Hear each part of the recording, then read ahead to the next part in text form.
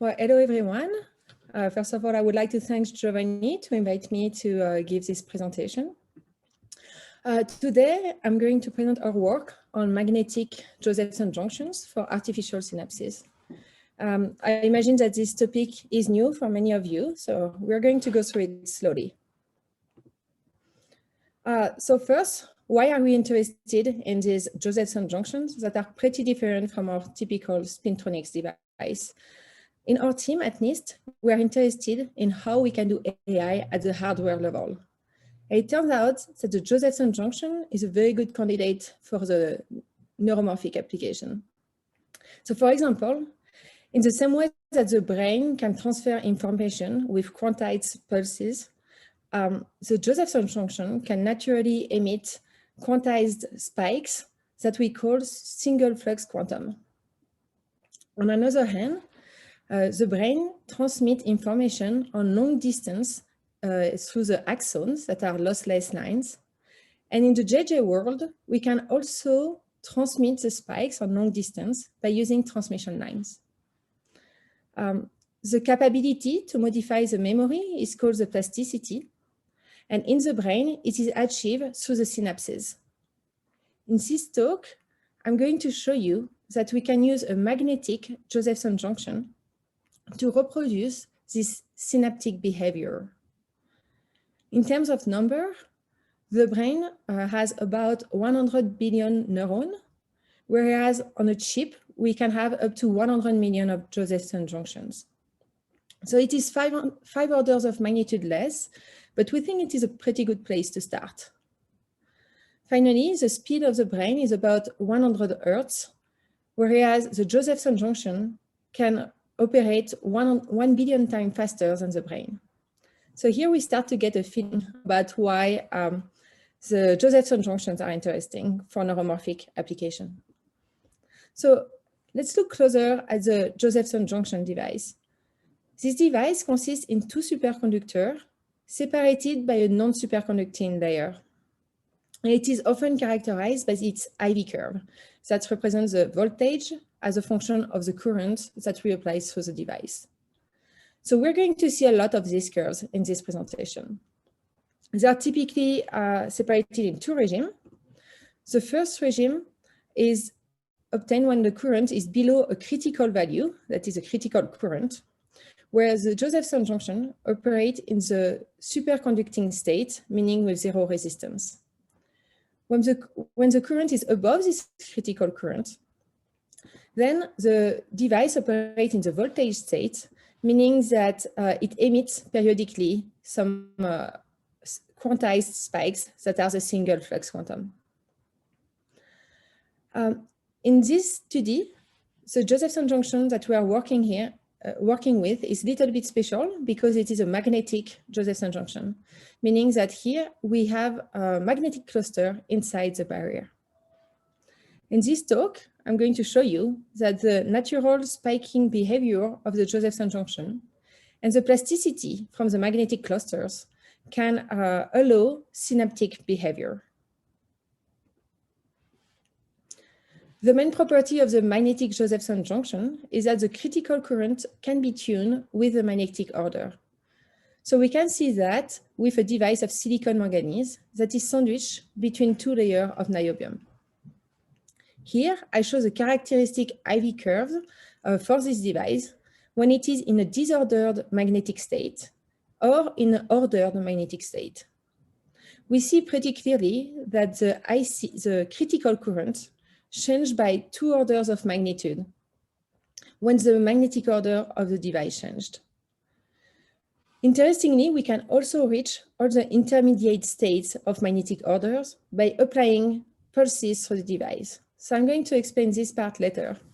However, what is important to see here is that the critical current can be varied in a quasi-analog way, which means that we could use this critical current for synaptic weight.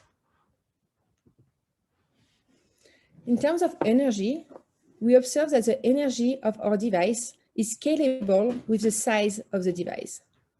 So here, we dissociate two types of energy.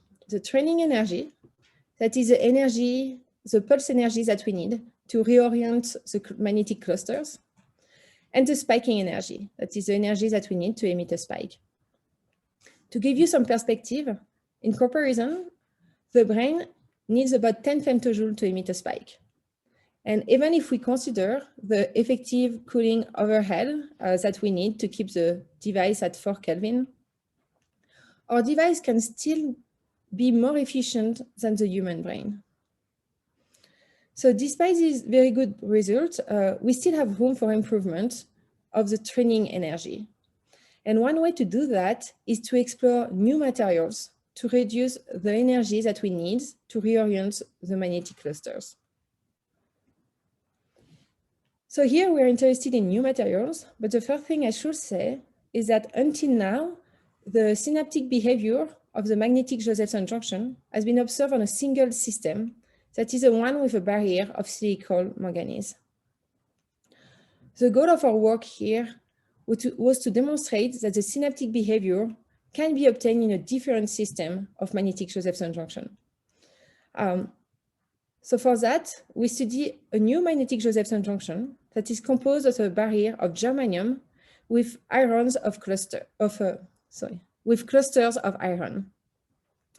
This barrier is sandwiched between 2 layers of niobium again. The material has been deposited at the Karlsruhe Institute, where they have a custom deposition system that allows to control the properties of the clusters. Finally, to measure this sample, we pattern it in devices of the shape of pillars with a diameter of 8 micrometers. And we place it inside a cryogenic probe where we're going to maintain the sample at 4K. To control the magnetic order of our devices, we use 2 different methods.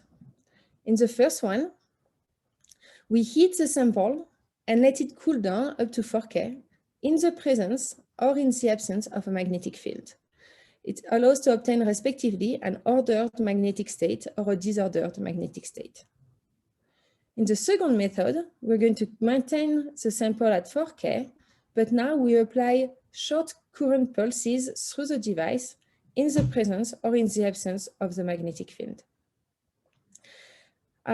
We typically start by the first method because it is easy to set up, it is non-invasive.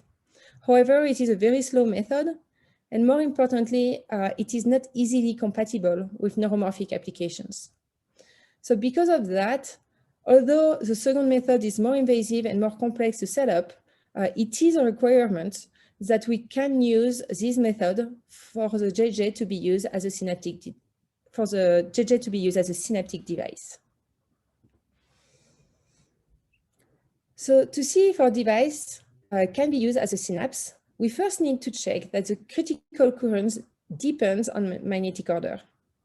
To do that, we use the first method that I described to magnetically order or disorder the device, and we plot the IV curves for each of the cases.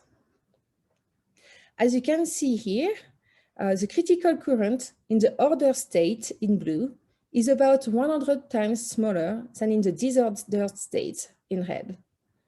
So this fulfills our first requirement that the critical current must depend on the magnetic order to act as a synapse.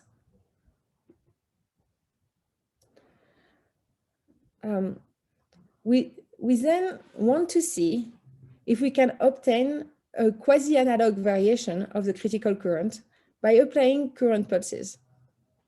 So by using a second method, we measure the IV curves when the device is ordered with different number of pulses. And we then compare this with the IV curve that we obtain for the disordered state. We observe a monotonic decrease of the critical current with the number of pulses. And we also see that we can reach intermediate states of the magnetic order. So these results here fulfill our second requirement for the magnetic Josephson junction to behave as a synapse. That is that the critical current can be varied in a quasi-analog way with the current pulses. Therefore, we can conclude that the magnetic Josephson junction with the germanium-iron barrier can be used as a synaptic device. So these results open up some new options to optimize materials for synaptic devices in neuromorphic applications. Finally, before I finish, I would like to show how we can use the synaptic behavior of a magnetic Josephson junction in neuromorphic applications. We can build a basic neuromorphic cell using JJ and magnetic Josephson junction. The cell here that we propose is divided in 3 parts. The first one is a presynaptic neuron that generates an initial spike. Then we have the synapse that includes our magnetic Josephson junction, and a postsynaptic neuron, which makes the decision to trigger or not an output spike based on the incoming weighted spike from the synapse. Using this simple neuromorphic cell, we can build and simulate a 9-pixel classifier for a high-speed recognition. Here, we train this network to recognize the letters Z, V, and N.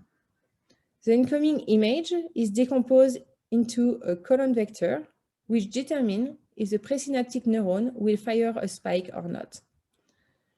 After we let the network do its magic, we obtain an output spike for the letter Z and nothing for the letter V and N. So we see here that the network was able to recognize the letter Z. This network is also robust to 1 pixel of input noise.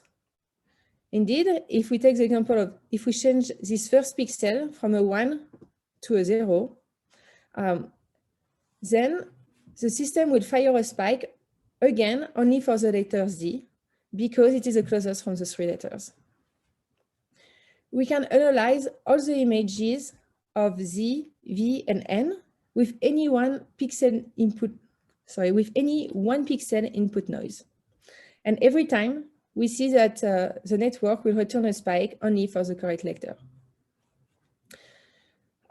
With this simple model, we obtain 100% accuracy of recognition at a very fast speed, since the network can operate here at a frequency of 125 gigahertz. So although this network is very simple, it shows that the magnetic Josephson junction can be used as a synapse in a neuromorphic network. And to summarize my talk, I have shown that the magnetic Josephson junction is a hybrid magnetic and superconducting device that has some synaptic properties. Because it is fast and energy efficient, we believe that it is a promising candidate for neuromorphic application. In this work, we've demonstrated for the first time that the synaptic behavior can be observed on a different system than the silicon manganese, that is, in this case, with a barrier of germanium and iron. These results open up some new options to optimize materials for synaptic devices. And finally, I've shown that the magnetic Josephson junction can be included in a neuromorphic model. So here we did it with simulations, but we hope to make it soon at the experimental level. And that's it. Thank you for your attention.